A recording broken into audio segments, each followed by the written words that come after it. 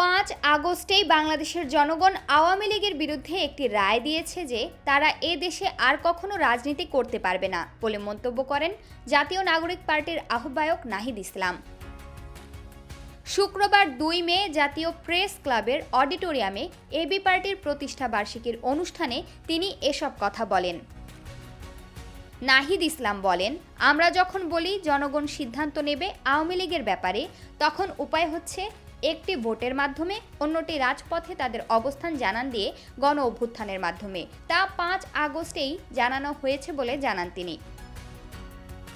নাহিদ ইসলাম আরও বলেন, একটি গণ অভ্যুত্থান দেশে হয়েছে, সেখানে এদেশের জনগণ মুজিববাদ ও আওয়ামী লীগকে অস্বীকার করেছে। জনরোষে পড়ে আওয়ামী লীগের নেতারা দেশ ছেড়ে পালিয়েছে। এরপরেও আওয়ামী লীগ এদেশে রাজনীতি করতে পারবে কি পারবে না এ নিয়ে আলোচনা আসতে পারে না। 5 আগস্টের পর আওয়ামী লীগ রাজনীতির নৈতিক ভিত্তি হারিয়েছে। এখন তার আইনি বন্দোবস্ত কী হবে, কোন প্রক্রিয়ায় তাদের রাজনীতি থেকে বের করব, এখন এটা সময়ের দাবি বলে জানান তিনি।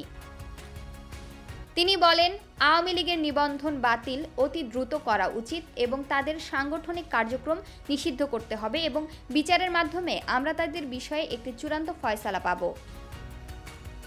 তিনি আরও বলেন যে আলোচনা নিয়ে রাজনীতির সামনে আগাচ্ছে সংস্কার, নির্বাচন ও আওয়ামী লীগের বিচার, এর কোনোটিই একে অপরের বিরোধী নয়, বরং এ তিনটির মাধ্যমেই গণতান্ত্রিক রূপান্তর হওয়া সম্ভব। প্রমা কান্তা কোয়েল, বার্তা 24।